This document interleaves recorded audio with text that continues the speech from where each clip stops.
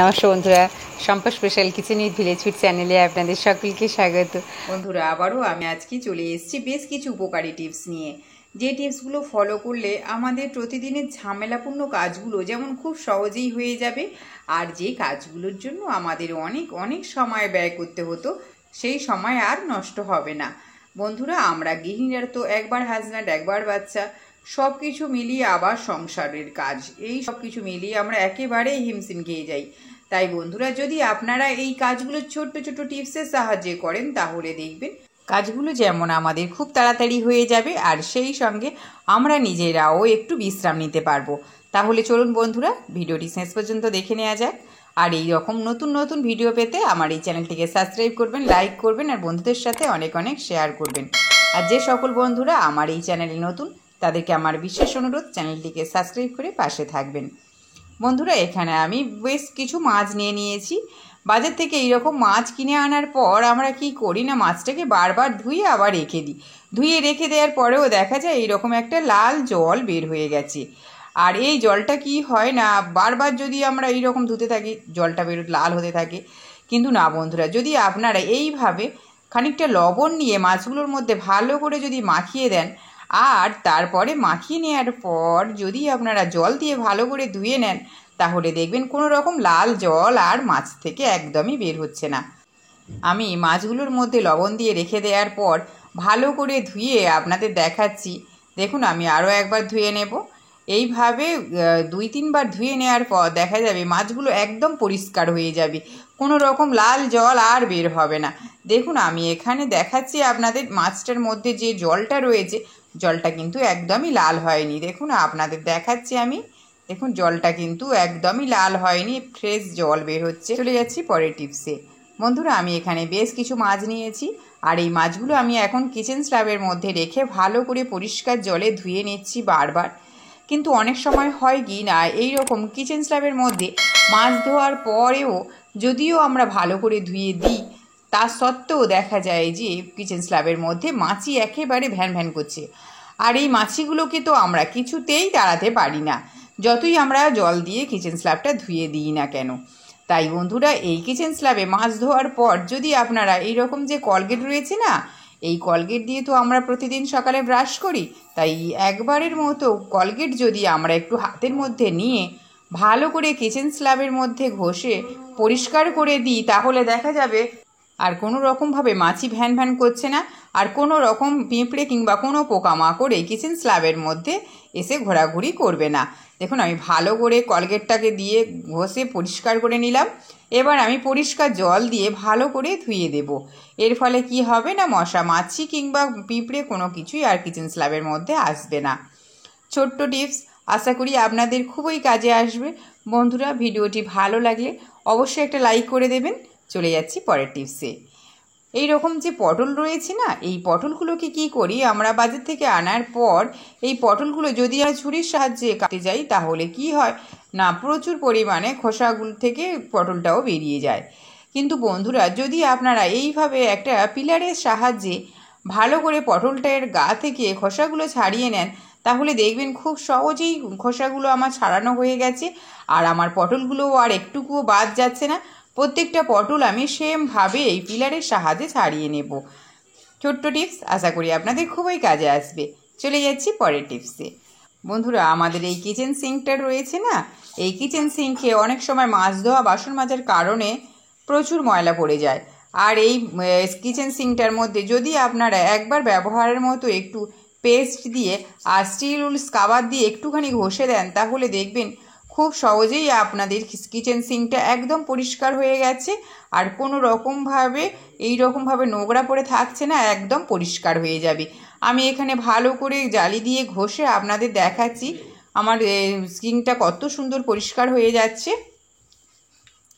এইভাবে যদি আপনারা পরিষ্কার করে নেন, তাহলে দেখবেন যতই আমরা মাছ ধুয়ে নিই না কেন কিংবা বাসন মাজি না কেন, তাহলে আর কোনো রকমভাবে আমাদের সিঙ্কটা অপরিষ্কার হয়ে থাকবে না, একদম পরিষ্কার পরিচ্ছন্ন থাকবে, আর কোনো রকমভাবে মাছি কিংবা পিঁপড়ে কোনো কিছুই আমাদের সিঙ্কের মধ্যে প্রবেশ করবে না, আর সেই সঙ্গে আরশোলাও কোনো কিছুতেই এখানে আসতে পারবে না। তাহলে ছোট্ট টিপস বন্ধুরা, আশা করি আপনাদের খুবই কাজে আসবে। ভিডিওটি ভালো লাগলে অবশ্যই একটা লাইক করে দেবেন, আর সেই সঙ্গে সাবস্ক্রাইব করতে কিন্তু ভুলবেন না। ছোট্ট টিপস আশা করি আপনাদের খুবই কাজে আসবে। চলে যাচ্ছি পরের টিপসে। বন্ধুরা, আমি এখন চালের মধ্যে দিয়ে দিচ্ছি লবণ, কারণ চালটা যখন আমরা বাজার থেকে ভাত খাওয়ার জন্য কিনে আনি, চালের মধ্যে প্রচুর ঔষধ এবং কেমিক্যাল দেয়া থাকে চালটা যাতে পোকা না লাগে। তাই বন্ধুরা, বাড়িতে এনে আমরা যতই ভালো করে ধুই না কেন, ওইসব কেমিক্যাল কিংবা ঔষধ কিন্তু সহজে বেরিয়ে যায় না। তাই আমি চালের মধ্যে লবণটা দিয়ে ভালো করে ধুয়ে নিচ্ছি, যাতে কোনো রকমভাবে কেমিক্যাল কিংবা ঔষধ চালের মধ্যে না থাকে। আর ভালো করে যদি আমরা চালটা না ধুই, তাহলে ওই চাল দিয়ে ভাত যখন হয়ে যাবে, আর সেটা খেলে বাচ্চা বড় আমাদের সকলেরই শরীর খারাপ করতে পারে। তাই বন্ধুরা, এইভাবে আপনারা চালের মধ্যে লবণ দিয়ে ভালো করে ধুয়ে নেবেন। দেখবেন আপনাদের চালগুলো একদম পরিষ্কার হয়ে গেছে, আর চালের মধ্যে যদি কোনো কেমিক্যাল কিংবা ঔষধ দেওয়া থাকে, সেটাও কিন্তু এই নুনের কারণে একদমই পরিষ্কার জলের মধ্যে বেরিয়ে যাবে, আর কোনো রকম অসুবিধা হবে না। আর এই চালটাকে আমরা যখন ভাত রান্না করে খাবো, তখন দেখবো ভাতটা একদম পরিষ্কার ঝরঝরে হয়েছে, আর কোনো রকমভাবে অসুবিধা হবে না। ছোট্ট টিপস আশা করি আপনাদের খুবই কাজে আসবে। বন্ধুরা, আমি এখানে নিয়েছি তুলো। এই রকম তুলো তো আমাদের প্রত্যেকেরই বাড়িতে রয়েছে, কারণ আমরা সন্ধে দেওয়ার কাজে এই তুলোগুলো ব্যবহার করে থাকি। এখন আমি এই তুলোর মধ্যে নিয়ে নিচ্ছি রসুনের খোসা, আর নিচ্ছি একটুকু লবঙ্গ। এখানে আমি 2টো লবঙ্গ নিয়েছি। এবার আমি এই তুলোটাকে সলতের আকারে বানিয়ে নিচ্ছি, যাতে কোনো রকমভাবে লবঙ্গ কিংবা রসুনের খোসাটা বেরিয়ে না যায়। দেখুন, আমি এখানে সলতের আকারে গড়ে নিলাম। এবার আমি এই সলতেটা নিয়ে একটা প্রদীপের মধ্যে দিয়ে দেব। এখানে আমি একটা ছোট্ট প্রদীপ নিয়েছি, আর এই প্রদীপের মধ্যে আমি এখন এই সলতেটা লাগিয়ে দিচ্ছি। এবার আমি দেব একটুকু সরিষার তেল। সরিষার তেল ছাড়াও আপনারা যে কোনো তেল এখানে ইউজ করতে পারেন। যে তেল আপনারা সন্ধে দেওয়ার কাজে ব্যবহার করেন, সেই তেলও আপনারা এখানে ইউজ করতে পারেন। আমি এখন 1 চামচ সরিষার তেল নিয়ে সলতেটা ভালো করে ভিজিয়ে দিচ্ছি। বন্ধুরা, এখন তো বর্ষাকাল, আর এই বর্ষাকালে মশার উপদ্রব খুব বেশি। কোথাও একটুকুও দুদণ্ড বসতে দেয় না, কামড়াতেই থাকে। তাই যে সমস্ত জায়গায় মশার উপদ্রব বেশি, সেই সমস্ত জায়গায় যদি আপনারা এইরকম একটা সলতে দিয়ে প্রদীপ বানিয়ে জেলে দেন, তাহলে দেখবেন রসুনের খোসা আর লবঙ্গের স্ট্রং গন্ধের কারণে কোনো রকমভাবে মশা আর ধারে কাছে আসছে না। আর দেখবেন আপনাদের এই প্রদীপটা জ্বলে যাওয়ার পর যদিও নিভে যায়, এর মধ্যে থেকে যে ধোঁয়াটা আসে, সেই ধোঁয়ার যে একটা উগ্র গন্ধ রয়েছে, তার কারণেও কিন্তু মশা আপনার ঘর থেকে একেবারে বিদায় নেবে। চলে যাচ্ছি পরের টিপসে। বন্ধুরা, আমরা গৃহিণীরা তো সারাদিন সংসারের কাজ করতে ব্যস্ত থাকি, বুঝতেই পারি না যে কী জন্য আমাদের ইলেকট্রিক বিলটা বেশি আসছে। অনেক সময় হয় কি, আমাদের ফ্রিজের মধ্যে যে রাবারটা রয়েছে না, এই ধারে দেখুন আমি দেখাচ্ছি, ফ্রিজের দরজায় যে রাবারটা রয়েছে, এখানে কিন্তু প্রচুর নোংরা পড়েছে। দেখাচ্ছি আপনাদের। এই নোংরাগুলো যদি আমরা একটা ছোট্ট চামচের সাহায্যে ভালো করে পরিষ্কার করে নিই, তাহলে দেখা যাবে আমাদের ইলেকট্রিক বিল অনেকটাই কম আসছে। এখানে আমি চামচ নিয়েছি, আর এই চামচের পিছন দিকটা আমি ব্যবহার করব।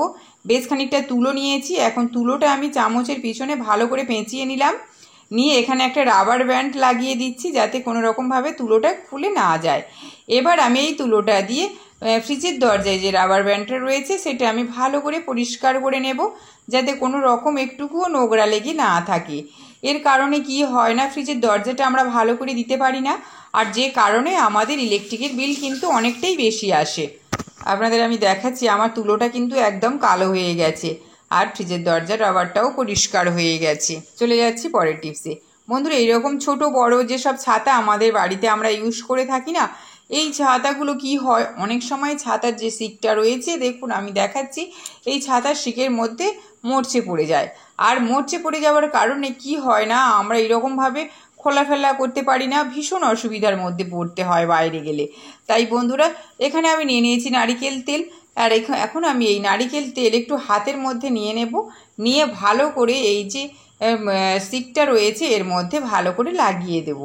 দিলে কি হবে না, ছাতাটা আমি খুব সহজেই খুলতে ফেলতে পারবো, আর কোনো রকম অসুবিধা হবে না, আর বাইরে গিয়েও আমাদের কোনো রকম সমস্যার মধ্যে পড়তে হবে না।